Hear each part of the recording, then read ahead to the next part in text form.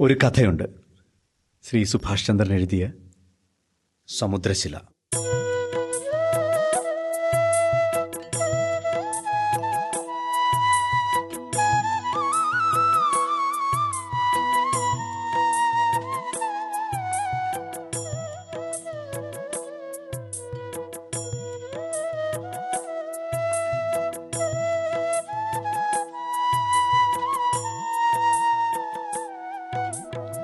ശിഖണ്ഡി ആണും പെണ്ണും കെട്ടതല്ല, ആണും പെണ്ണും ആളുന്നത്. പുകഞ്ഞ കെടലും കത്തി ആളുന്നതും ഒന്നല്ല. ഇന്ന് നമ്മൾ പറയുന്നത് സമുദ്രശിലയാണ്. സമുദ്രശിലയിലെ ആദ്യ ഭാഗം അഭയം എന്നാണ് അതിന് പേര്. അഭയം ആരംഭിക്കുമ്പോൾ ആദ്യം കുറിച്ചു വച്ചിരിക്കുന്ന വരികളാണ് ഞാനിപ്പോൾ പറഞ്ഞത്. ഈ ആദ്യ ഭാഗമായ അഭയത്തിൽ നമുക്ക് അംബയെ കാണാൻ കഴിയും. മഹാഭാരതത്തിലെ അംബ യമുനയുടെ തീരത്ത് അക്കൊല്ലത്തെ കഠിനമായ ഗ്രീഷ്മത്തിൽ ഉണങ്ങി എളുപ്പം കത്തുന്ന മരത്തിന്റെ ശിഖരങ്ങൾ ചേർത്ത് ഒരു വലിയ പട്ടട ഉണ്ടാക്കിയിരിക്കുന്നു. അവൾ ആത്മാഹൂതിക്കൊരുങ്ങിയാണ് അവിടെ നിൽക്കുന്നത്. കരഞ്ഞു കലങ്ങിയ കണ്ണുകൾ, അഴിഞ്ഞു വീണ മുടിയും, അഭയമറ്റവളെ പോലെ ആരാലും സ്വീകരിക്കപ്പെടാതെ അംബ അവിടെ നിൽക്കുമ്പോൾ അവളുടെ മനസ്സിൽ ആദ്യമായും അവസാനമായും ഒരാഗ്രഹമുണ്ടാവും. ഒരാളെ ഒന്ന് നേരിൽ കാണണം, ചില കാര്യങ്ങൾ അദ്ദേഹത്തോട് ചോദിച്ച് അതിനുത്തരം കിട്ടണം. മറ്റാരുമല്ല, പരാശര മഹർഷിക്ക് സത്യവതി എന്ന മത്സ്യഗന്ധിയിൽ പിറന്ന് കൃഷ്ണദ്വൈപായനൻ എന്ന വ്യാസൻ. അംബയ്ക്ക് അദ്ദേഹത്തോട് ചോദിക്കാൻ ചില ചോദ്യങ്ങളുണ്ട്. ആ ഉത്തരങ്ങൾ അറിഞ്ഞിട്ടേ താൻ മരിക്കുന്നുള്ളൂ എന്നവൾ തീരുമാനിച്ചു. അംബ അതിപ്രതാപിയായ കാശിരാജന്റെ മൂത്തപുത്രി. എന്നോ അവിടുന്ന് വിടുതൽ നേടി അവൾ ഇറങ്ങിയതാണ്. സൗഭം ഭരിക്കുന്ന സാൽവന്റെ പൂർവ്വകാമുകി. വിചിത്രവീരന് ഭാര്യയാക്കാൻ വേണ്ടി വീരരിൽ വീരനായിരുന്ന ഭീഷ്മരാൽ തട്ടിയെടുക്കപ്പെടുകയും പിന്നീട് വിടുതൽ നേടി അവിടെ നിന്ന് ഇറങ്ങിപ്പോവുകയും ചെയ്ത വരവർണ്ണിനി അംബ. അവൾ 18 നാളുകൾ കൊണ്ട് 12 യോജന കാൽനടയായി നടന്ന് കൃഷ്ണദ്വൈപായനന്റെ പർണശാലയിൽ എത്തിച്ചേരുന്നു. ഇടർച്ചയില്ലാതെ അവൾ അവിടെ നിന്ന് നടന്നകത്തേക്ക് കയറി. മുളയുടെ ചട്ടക്കൂടിനുള്ളിൽ കാശപ്പുല്ലുകൾ ചേർത്ത് വെച്ചുണ്ടാക്കിയ ആ വാതിൽ പടുതയിൽ ചാരി നിന്ന് അവൾ കിതച്ചു. അവൾ കിതച്ചത് ഈ യാത്രയുടെ ക്ഷീണം കൊണ്ട് മാത്രമല്ല, താൻ കാണാൻ പോകുന്ന ആ മഹാമനുഷ്യന്റെ, അയാളെ നേരിൽ കാണുന്ന ആ സംഗമത്തിന്റെ ഉദ്വേഗം കൊണ്ടുകൂടിയാണ് അവൾ കിതച്ചത്. പുറത്ത് അംബ വന്നതറിഞ്ഞ് മുനി പുറത്തേക്ക് വന്നു. ഒറ്റ നോട്ടത്തിൽ തന്നെ അംബയെ വ്യാസൻ തിരിച്ചറിഞ്ഞു. ഉൾക്കണ്ണാൽ മുമ്പെന്നോ കണ്ട് നല്ല പരിചയിച്ച മുഖമാണ് അംബയുടെ. അംബയും വ്യാസനെ നോക്കി. തന്റെ അനുജത്തിമാർ അംബികയും അംബാലികയും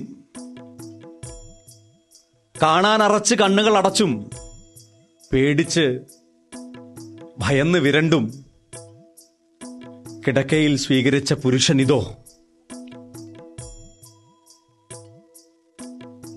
ധൃതരാഷ്ട്രയെയും പാണ്ഡുവിനെയും സന്തതികളായി കൊടുത്ത് കുരുവംശത്തിന്റെ തുടർച്ച നിലനിർത്തിയ പുരുഷൻ ഇതോ.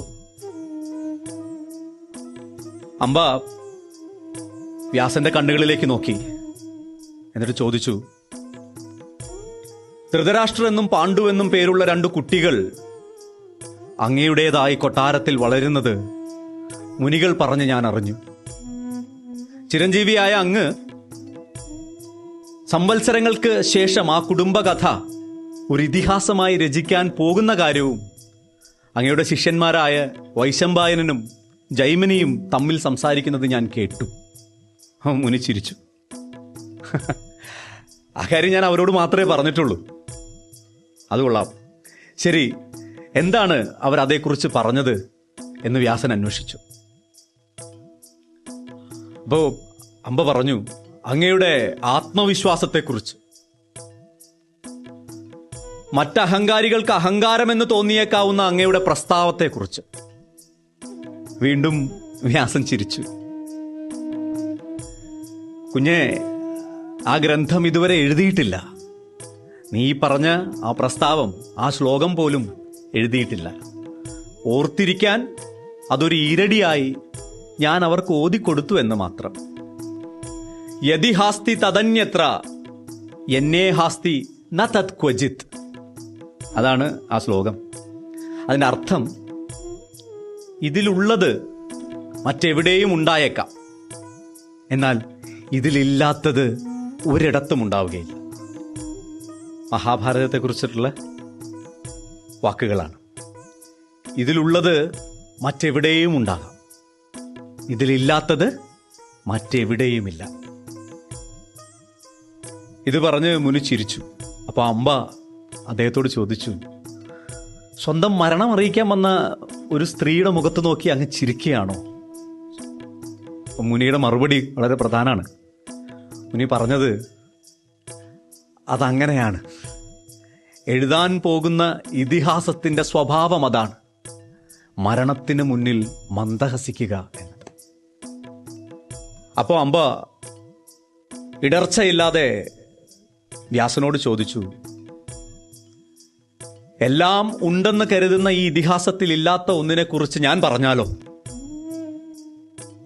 അപ്പോ വ്യാസന് വീണ്ടും ചിരിയാണ് വന്നത്. തന്റെ മകളുടെ പ്രായമുള്ള നിന്നോട് തർക്കിക്കാൻ ഞാൻ തയ്യാറല്ല, നിന്നെ വേദനിപ്പിക്കാനും ഞാൻ തയ്യാറല്ല. എങ്കിലും നിനക്ക് പറയാം എന്താണ് പറയാനുള്ളത്. അമ്പ കുറച്ചുകൂടി വ്യാസന്റെ അടുത്തേക്ക് നീങ്ങി നിന്നു. ആ കണ്ണുകളിലേക്ക് തന്നെ ഉറ്റുനോക്കിക്കൊണ്ട്, അവളുടെ ഹൃദയത്തെ നാവാക്കിക്കൊണ്ട് അവൾ പറഞ്ഞു, ഉപാധികളില്ലാത്ത സ്നേഹം. ഇത് കേട്ടപ്പോ വ്യാസൻ ഒന്ന് നിന്നു, ഒന്ന് ആലോചിച്ചു. എന്നിട്ട് ആ മഹർഷി കണ്ണുകൾ അടച്ച് താൻ എഴുതാനിരിക്കുന്ന 10,000 വരുന്ന ശ്ലോകങ്ങളിലൂടെ ഒന്ന് സഞ്ചരിച്ചു. അതിൽ ധർമ്മവും അധർമ്മവും, പ്രണയവും വിരഹവും, രതിയും വിരക്തിയും, ജയവും പരാജയവും, ആഹ്ലാദവും വിഷാദവും, സുരത്വവും അസുരത്വവും, കവിത്വവും കാടത്വവും എല്ലാമുണ്ട്. എല്ലാം അങ്ങിങ്ങായി തളിർത്ത് പൂത്ത് വിടർന്ന് നിൽക്കുന്നത് അദ്ദേഹം കണ്ടു. പക്ഷേ ഇല്ല, അതിലെങ്ങുമേ ആ പച്ച മരത്തണലില്ല, ഉപാധികളില്ലാത്ത സ്നേഹം. വ്യാസൻ കണ്ണുകൾ തുറന്നു. എന്നിട്ട് അമ്പയോട് പറഞ്ഞു, നീ പറഞ്ഞത് ശരിയാണ്. പക്ഷേ എനിക്ക് വേറെ നിവൃത്തിയില്ല. മനുഷ്യജീവിതത്തിന്റെ യഥാർത്ഥ സത്തയെയാണ് ഞാൻ എഴുതാൻ ആഗ്രഹിക്കുന്നത്. ഉപാധികളില്ലാത്ത സ്നേഹം എന്ന പദം പോലും സ്വയം ഒരു ഉപാധിയായി മാറുന്ന വിഷമ ഘട്ടത്തിൽ എനിക്ക് എന്ത് ചെയ്യാൻ കഴിയും? അത് കേട്ടപ്പോ അമ്പ വാൾമുന പോലെ ചിരിച്ചു, ഒരു യുദ്ധം ജയിച്ചതുപോലെ. എന്നിട്ട് അമ്പ പറഞ്ഞു, ശരി, ഇനിയും എനിക്കൊരു കാര്യം കൂടി അങ്ങയിൽ നിന്ന് ചോദിച്ചറിയാനുണ്ട്. ഏതൊരു സ്ത്രീക്കും ഉള്ളിൽ ആകാംക്ഷ ഉണ്ടാകാവുന്ന ഒരു ചോദ്യമാണ് അമ്പയുടെ മനസ്സിലുണ്ടായിരുന്നത്. അമ്പ ചോദിച്ചു തുടങ്ങി, അങ്ങ് എന്റെ അനുജത്തി അംബികയുടെ അടുത്ത് വന്നപ്പോ അങ്ങയെ കാണാൻ അറച്ച് അവൾ കണ്ണുകൾ ഇറുക്കി അടച്ചു. അതിൽ പിറന്ന മകനാണ് ധൃതരാഷ്ട്രർ, 2 കണ്ണുകളുമില്ലാതെ പിറന്നവൻ.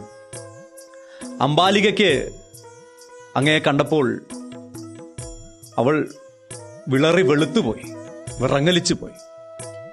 അവളിൽ പിറന്ന മകൻ ദേഹം മുഴുവനും പാണ്ടുകളോട് കൂടിയ പാണ്ഡുരവർണ്ണൻ, പാണ്ഡു. ഒരു പക്ഷേ ഭീഷ്മരോട് ഞാൻ ആ സത്യം മറച്ചു വെച്ചിരുന്നുവെങ്കിൽ, വിചിത്രവീര്യന്റെ വിധവയായി ഞാൻ കൊട്ടാരത്തിൽ അങ്ങയുടെ മുന്നിൽ വന്നിരുന്നുവെങ്കിൽ, എനിക്ക് പിറന്നേക്കാമായിരുന്ന ആ കുട്ടി എങ്ങനെയായിരിക്കും? എൻ്റെ അനുജത്തിമാരുടെ കുഞ്ഞിനെ പോലെ അവന് വന്നു ചേരാവുന്ന ന്യൂനത എന്തായിരിക്കും? വ്യാസൻ സ്തംഭിച്ചുപോയി, എന്ത് പറയണമെന്നറിയാതെ. ഒന്നും മിണ്ടാതെ നിന്നു. കാര്യം വല്ലാത്തൊരു അവസ്ഥ. താൻ എഴുതാൻ പോകുന്ന ഇതിഹാസത്തിലെ ഒരു കഥാപാത്രം, ആ ഇതിഹാസത്തിൽ ഒരിടത്തുമില്ലാത്ത ഒരു കഥാപാത്രത്തെക്കുറിച്ച് സങ്കല്പിക്കാൻ തന്നോട് ആവശ്യപ്പെടുന്നു. വ്യാസൻ ഒന്നും പറയാതെ നിന്നപ്പോ അംബ വ്യാസന്റെ അടുത്തേക്ക് ചെന്ന് അദ്ദേഹത്തിന്റെ കൈയെടുത്ത് അവളുടെ മാറിൽ ചേർത്ത് വെച്ചു. എന്നിട്ട് പറഞ്ഞു, നോക്കൂ, എൻ്റെ ആയുസ് ഇവിടുന്ന് ഞാൻ നടന്ന് യമുനയുടെ തീരത്തെത്തുന്നത് വരെ മാത്രമേ ഉള്ളൂ. അത് കഴിഞ്ഞാൽ ഞാൻ മരിക്കാൻ പോവുകയാണ്. അതുകൊണ്ട് അങ്ങ് എന്തുത്തരം നൽകിയാലും അത് സ്വീകരിക്കാൻ ഞാൻ ഒരുക്കമാണ്. ദയവായി പറയൂ. മുനി പറഞ്ഞു തുടങ്ങി. അന്ന് വിചിത്രവീര്യന്റെ കൊട്ടാരത്തിൽ നീ എൻ്റെ വീര്യം ഏറ്റുവാങ്ങാൻ എൻ്റെ മുന്നിൽ എത്തിയിരുന്നുവെങ്കിൽ, അംബ ആകാംക്ഷയോടെ, എങ്കിൽ ആ സമയത്ത് അവളുടെ മാറിന് പിന്നിൽ അവളുടെ ഹൃദയത്തിൻ്റെ ഇടിപ്പിൻ്റെ മുഴക്കം ആ മുനിയുടെ കൈകളിൽ തൊട്ടറിയാൻ കഴിഞ്ഞു. വ്യാസൻ പറഞ്ഞു, സ്വേച്ഛയാലായിരുന്നിരിക്കില്ല നീ ഒരിക്കലും എൻ്റെ അടുത്ത് വരുന്നത്. അതുകൊണ്ട് പിറക്കേണ്ടത് സ്വേച്ഛയാൽ കൈകാലുകൾ പോലും അനക്കാൻ ശേഷിയില്ലാത്ത ഒരു കുഞ്ഞ്. ഇങ്ങനെയാണ് വ്യാസന്റെ മറുപടി. അംബയുടെ കയ്യിൽ നിന്നും വ്യാസന്റെ കൈ ഊർന്നു പോകുന്നത് അദ്ദേഹം അറിഞ്ഞു. അംബ ഒന്നും മിണ്ടിയില്ല. ജീവിച്ചിരിക്കുന്ന ഒരു ജഡം കണക്കെ അവൾ തിരിച്ച് നടന്നു. തിരിച്ചു പോകുമ്പോൾ വ്യാസൻ വിളിച്ചു പറഞ്ഞു,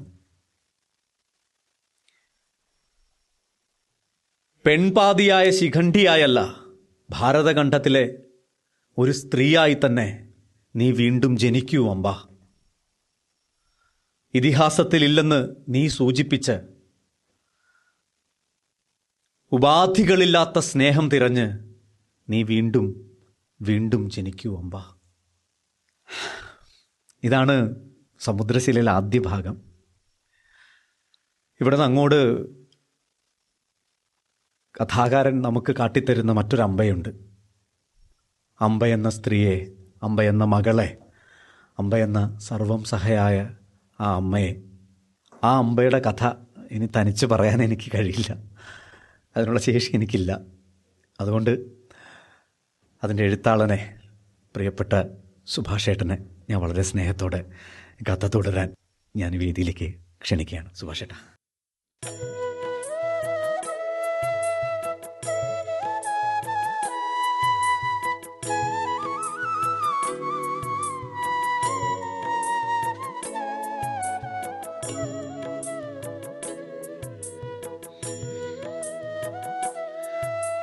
സുഭാഷേട്ടാ, ഈ സമുദ്രശില വായിച്ചപ്പോൾ ഒക്കെ മനസ്സിൽ തോന്നിയ ഒരു ചോദ്യമുണ്ട്. അംബ വ്യാസനോട് ചോദിക്കാൻ കാത്തുവെച്ചതുപോലെ ഒരു ചോദ്യം. ആ ചോദ്യത്തിന് ഉത്തരം പറഞ്ഞിട്ട് നമുക്ക് കഥ പറയാം.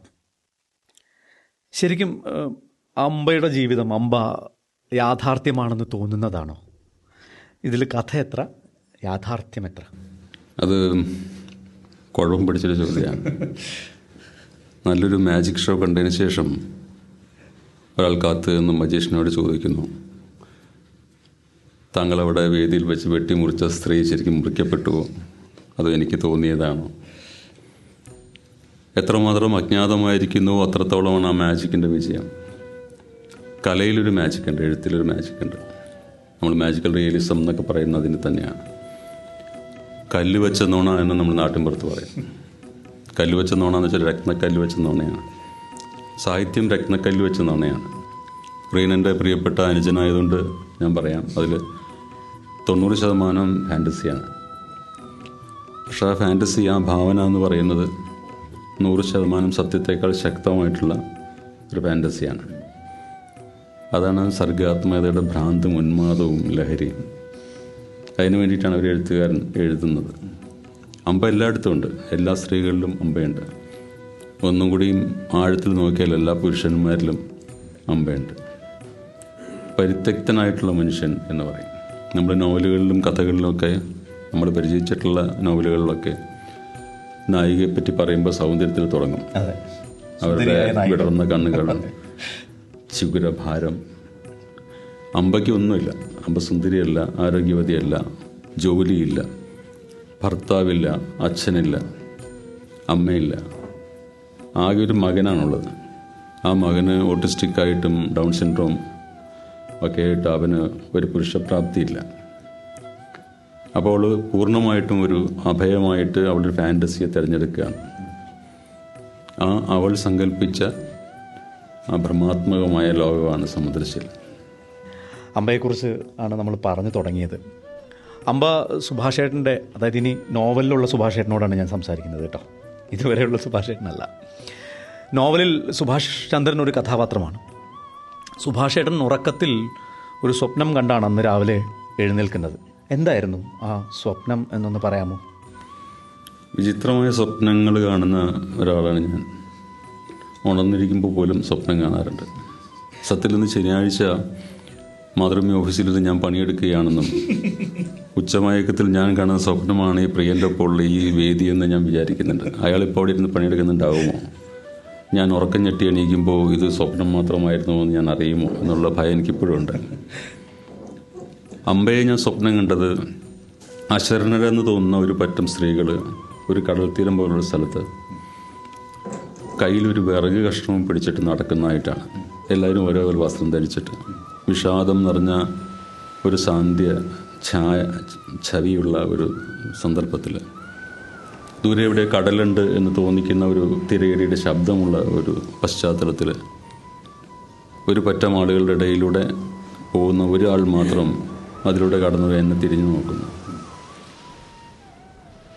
എൻ്റെ അടുത്തേക്ക് അവർ പതുക്കെ വരുന്നു. നിങ്ങളെ ഞാൻ എവിടെയോ കണ്ടിട്ടുണ്ട് എന്ന് എന്നോട് പറയും. സ്വപ്നത്തിലാണ് കണ്ടത്. അവരും സ്വപ്നത്തിലാണ് കണ്ടത്. ഞാൻ കണ്ട സ്വപ്നത്തിൽ നിങ്ങളുണ്ടായിരുന്നു. ഒരിക്കലല്ല, പലവട്ടം ഉണ്ടായിരുന്നു. ഞാൻ ചോദിച്ചു, ആ സ്വപ്നം ഒന്ന് പറയാമോ? ഒരു സ്ത്രീ ഒരു പുരുഷനെ പറ്റി സ്വപ്നം കാണുമ്പോൾ ആ രംഗം എന്താണെന്ന് അറിയാൻ നമുക്ക് താല്പര്യം ഉണ്ടാവും. അപ്പോൾ അവർ പറഞ്ഞത്, വാതിലുകളില്ലാത്ത ഒരു തടവറയ്ക്കുള്ളിൽ, കരിങ്കൽ ഭിത്തികളുള്ള ഒരു തടവറയ്ക്കുള്ളിൽ നിങ്ങൾ തടവുപുള്ളിയുടെ വേഷമണിഞ്ഞ് എൻ്റെ പേര് പറഞ്ഞ് ഉറക്കക്കരയുന്നു. അമ്പ അമ്പ എന്ന് വിളിച്ച് ഉറക്കക്കരയും. എൻ്റെ പാടില്ലാത്ത ഓട്ടിസ്റ്റിക് ആയിട്ടുള്ള എൻ്റെ മകൻ്റെ മരണത്തിന് കാരണക്കാരനായതിൽ ശിക്ഷിക്കപ്പെട്ടാണ് നിങ്ങൾ ആ തടവറയിൽ കിടക്കുന്നത്.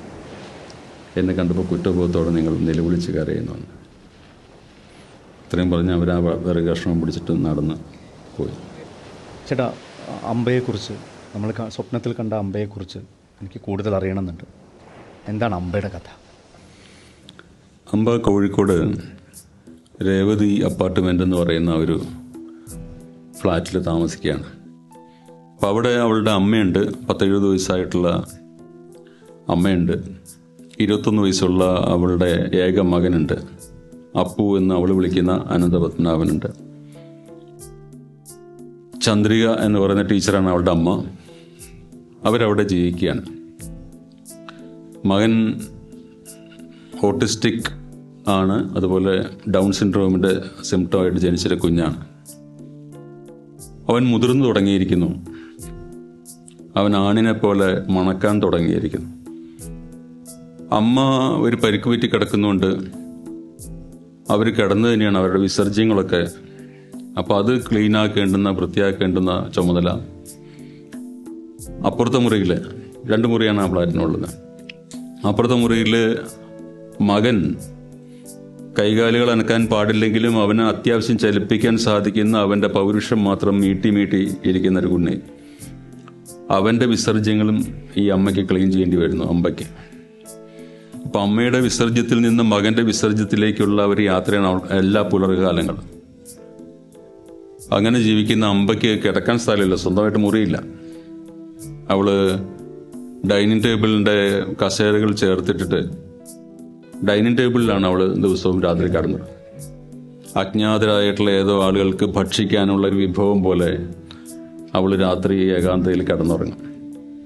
അതാണ് അമ്പയുടെ ജീവിതം.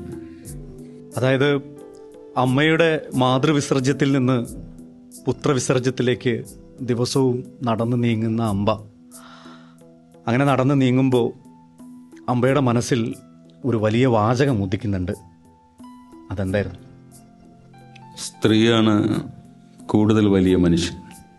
ഈ പുസ്തകം ആരംഭിക്കുമ്പോൾ തന്നെ, ആരംഭത്തിൽ തന്നെ സ്ത്രീയാണ് ഏറ്റവും വലിയ മനുഷ്യൻ എന്ന് ഈ നോവലിൽ സമ്മാനിച്ച് കടല് കാണാതെ മരിച്ചുപോയ ഓമന അമ്മയെക്കുറിച്ച് ഈ പുസ്തകം പറയുന്നുണ്ട്. ആ ഓമന അമ്മയ്ക്ക് നന്ദി പറഞ്ഞുകൊണ്ടാണ് ഈ കഥ ആരംഭിക്കുന്നത്.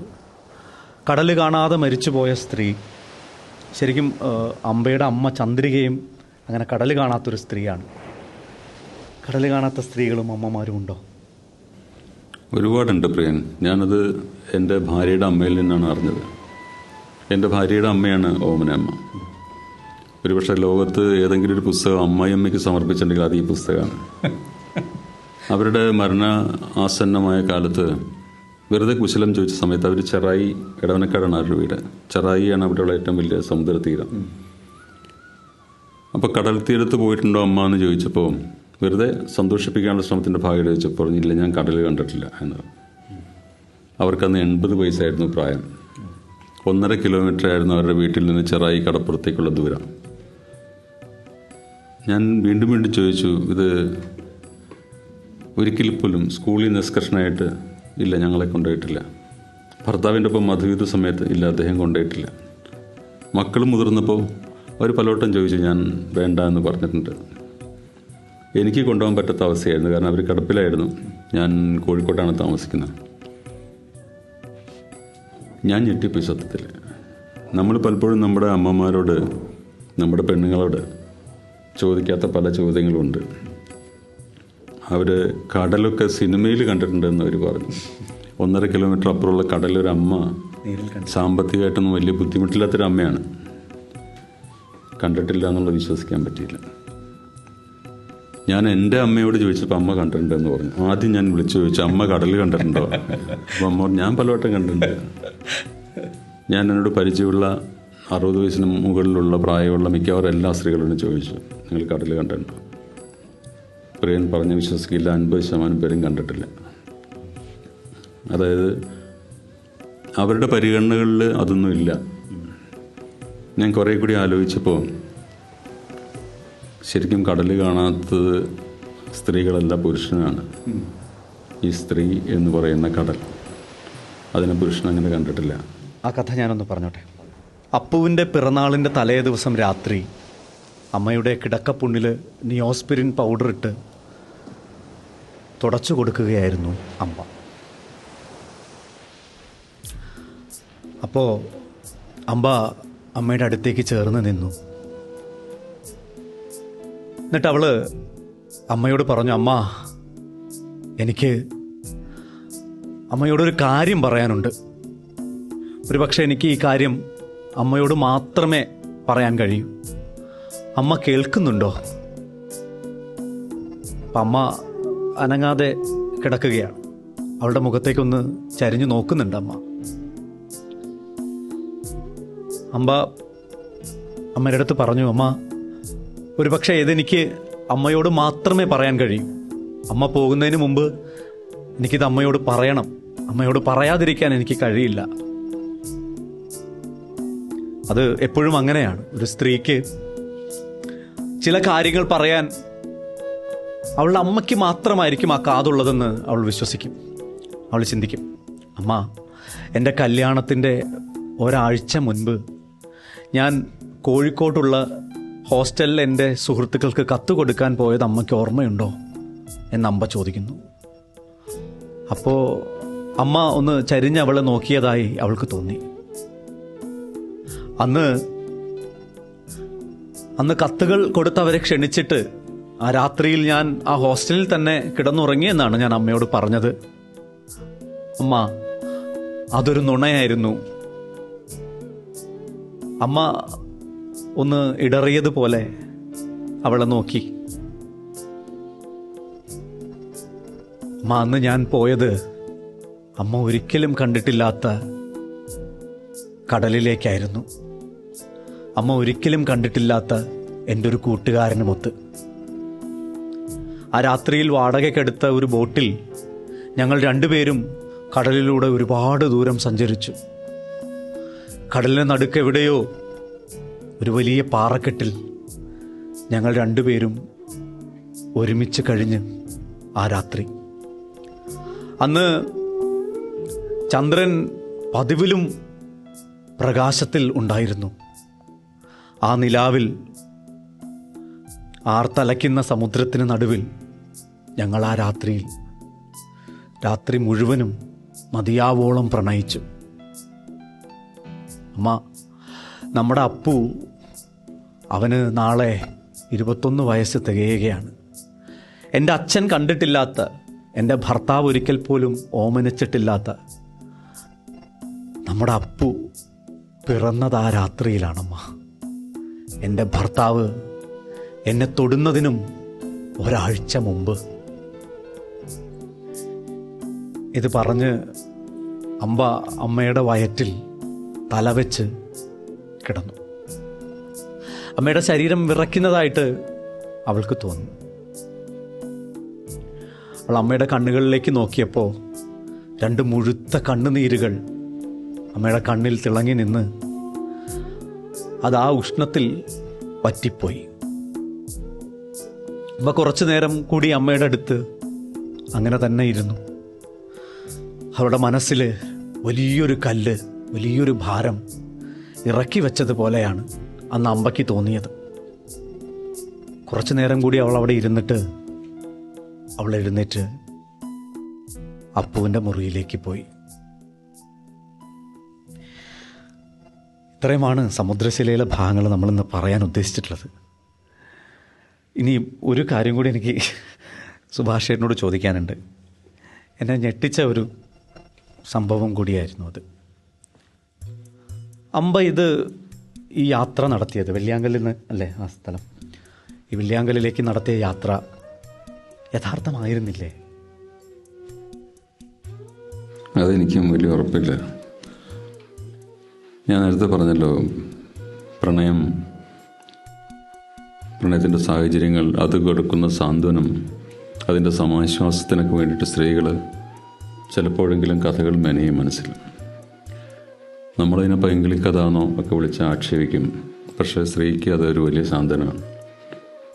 അമ്പയുടെ മനസ്സിൽ രൂപം കൊണ്ട ഒരു സങ്കല്പ സാന്ത്വനമാണ് സമുദ്രശിലയിലേക്കുള്ള ആ യാത്ര എന്ന് ഞാൻ പറഞ്ഞാൽ ചിലപ്പോൾ എൻ്റെ വായനക്കാരെന്നെ ദേഷ്യത്തോടെ ആക്രമിക്കും. കാരണം അത് വായിച്ച ഒരുപാട് പേർക്ക് സമാന്തരമായ ഒരു സാന്ത്വനമായിട്ട് ആ യാത്രാനുഭവം, കാമുകനുമൊത്ത് ഏകാന്തമായ ഒരു ശിലാതൈലത്തിൽ ശൈലതലത്തിൽ പൂർണ്ണേന്ദ്രൻ കത്തി നിൽക്കുന്നൊരു രാത്രി, അവർ ഒന്നിച്ച് ചുവടുകൾ വച്ചതും ബലൂണുകൾ വിടർത്തി പറപ്പിച്ചതും കുഞ്ഞുങ്ങളെപ്പോലെ ആഹ്ലാദനൃത്തം ചവിട്ടിയതും, പഴയ സ്കൂളിൽ അവൾ പഠിച്ച ഒരു നാടോടി നൃത്തം അമ്പ രാത്രിയിൽ ഏകാന്തമായ സ്റ്റേജിൽ അരങ്ങേറ്റിയതും എല്ലാം അവരത്രയ്ക്ക് സാന്ത്വനിപ്പിച്ചിട്ടുണ്ടായിരുന്നു. ഒരു 3 സ്ത്രീകളെങ്കിലും രാവിലെ വിളിച്ചിട്ട് ഞാൻ ലീവ് എടുക്കുകയാണെന്ന് പറഞ്ഞു. ഇന്നലെ വായിച്ചു തീർന്ന പോലെ എനിക്കിന്ന് പോകാൻ പറ്റില്ല. ചിലരെന്നെ വളരെ ക്രൂരമായിട്ട് ശകാരിച്ചു. ഒരു എഴുത്തുകാരൻ ഇത്രയും ദുഷ്ടനാവാൻ പാടില്ല. ഇതൊന്നും അധികമല്ല, 1 2 മതിയല്ലോ. സന്തോഷം 1000 പേര് പറഞ്ഞാലും സന്തോഷിക്കില്ല. പക്ഷെ ഒരാളെ വിരോധം പറഞ്ഞാൽ നമുക്ക് പ്രയാസമാവും. പക്ഷെ അപ്പോഴൊക്കെ ഞാൻ സന്തോഷിച്ചൊരു കാര്യം, ഞാൻ എഴുതിയത് ഏറ്റു എന്നുള്ളതാണ്. നമ്മൾ സൃഷ്ടിച്ച സങ്കല്പം ആണെങ്കിൽ സങ്കല്പം അത് സൗന്ദര്യാനുഭവം നിറഞ്ഞ ഒരു സത്യമായിട്ട് പരിണമിച്ചല്ല. എഴുത്തുകാരൻ പലപ്പോഴും സംതൃപ്തിയുള്ള ഒരാളായിരിക്കില്ല. ആർട്ടിസ്റ്റുകൾ പൊതുവിൽ അസംതൃപ്തി ഇതിൻ്റെ ഒരു വിത്താണ്. കഴിഞ്ഞ മാസം എൻ്റെ മക്കളെയും കൊണ്ട് കൊൽക്കത്തയിൽ പോയിരുന്നു. ടാഗോറിൻ്റെ വസതി ജരാസംഘം എന്ന് പറഞ്ഞ വസതി കാണാൻ വേണ്ടിയിട്ട് അവിടെ കൊണ്ടുപോയി. അവിടെ അദ്ദേഹത്തിൻ്റെ ഒരു കവിത വലുതാക്കിയിട്ട് ഫ്രെയിം ചെയ്ത് വെച്ചിട്ടുണ്ട്. കവിത എങ്ങനെയാണ്: മരണമേ, അങ്ങ് എൻ്റെ അടുത്തെത്തുമ്പോൾ എന്നോട് പരിഹാസത്തോടെ ചോദിക്കും, നീ പാടിയ പാട്ടുകളെല്ലാം. ടാഗോർ ഗായകൻ കൂടിയായിരുന്നു. നീ പാട്ട് എന്ന് പറയുന്നത് അവിടെ സർഗാത്മകതയെക്കുറിച്ചാണ്. നീ പാടിയ പാട്ടുകളെല്ലാം അനശ്വരങ്ങളാണെന്നാണോ നീ കരുതുന്നത് എന്ന് മരണം ചോദിക്കും. ഞാൻ തലകുനിച്ചുകൊണ്ട് പറയും, അനശ്വരങ്ങളായ ഗാനങ്ങൾ ഞാൻ പാടിയിട്ടുണ്ട് എന്ന് ഞാൻ അഹങ്കരിക്കുന്നില്ല. പക്ഷെ പാടുന്ന നേരത്തെല്ലാം ആ ഇത്തിരി നേരത്ത് ഞാൻ അനശ്വരതയെ സ്പർശിച്ചിരുന്നു. ഇത് വായിച്ചിട്ടാണ് 26 വയസ്സുള്ള എൻ്റെ മകൾ കരഞ്ഞത്. 52 വയസ്സുള്ള ഞാനും കരഞ്ഞു. ഇത് ക്രിയേറ്റിവിറ്റിയെ പറ്റിയുള്ളൊരു സ്റ്റേറ്റ്മെൻ്റാണ്. നമ്മൾ എഴുതുന്ന, പാടുന്ന, വരയ്ക്കുന്ന, ഇദ്ദേഹം ഓടക്കുഴൽ വായിക്കുമ്പോൾ, ഇദ്ദേഹം റിതം കമ്പോസർ കീബോർഡ് വായിക്കുമ്പോൾ, അദ്ദേഹം അതിന് താളം ഇടുമ്പോഴൊക്കെ അനശ്വരതയെ സ്പർശിക്കുന്നുണ്ട്. പ്രിയൻ ഇങ്ങനെ ഒരു പരിപാടി മുഴുകി ആസ്വദിച്ച് അവതരിപ്പിക്കുമ്പോൾ ഒരു നേരത്തേക്കെങ്കിലും അനശ്വരതയെ സ്പർശിക്കുന്നുണ്ട്. പക്ഷെ നമ്മൾ നശ്വരരായതുകൊണ്ട്, ഈ ശരീരം നമുക്ക് ഭാരമായതുകൊണ്ടും നമുക്കിത് വിട്ടു പോയേ പറ്റും. ആ അർത്ഥത്തിൽ ഈ നമ്മൾ സൃഷ്ടിക്കുന്ന വേദന ഒരു അനശ്വര വേദനയാണെന്നാണ് ഞാൻ കരുതുന്നത്. അതുകൊണ്ട് എൻ്റെ വായനക്കാരനോട് ക്ഷമിക്കും എന്ന് ഞാൻ വിചാരിക്കും. വളരെ സന്തോഷം. സമുദ്രശില എന്ന ഈ നോവല് അതിൻ്റെ 25ാം പതിപ്പ് എത്തി നിൽക്കുന്നു എന്നത് മലയാളികളായ നമുക്കൊക്കെ വളരെ അഭിമാനകരമായ ഒരു കാര്യം തന്നെയാണ്. 40,000 കോപ്പികളിലധികം ആളുകൾ വാങ്ങി വായിച്ച ഈ പുസ്തകത്തിന് ഇനിയും ഏറെ വായനകളും ഏറെ ചർച്ചകളും ഒരുപാട് അഭിനന്ദനങ്ങളും ഈ എഴുത്തുകാരനെയും ഒക്കെ തേടിയെത്തട്ടെ, ഒരുപാട് പുരസ്കാരങ്ങൾ തേടിയെത്തട്ടെ എന്നൊക്കെ ആശംസിക്കുന്നു. എല്ലാവർക്കും നന്ദി. ഒരു കഥയുണ്ട് ഇവിടെ അവസാനിക്കുന്നു. Thank you. ഹൃദയസ്പർശിയായിട്ടുള്ള ഈ അനുഭവത്തിന് ഒരു നമസ്കാരം പ്രിയ.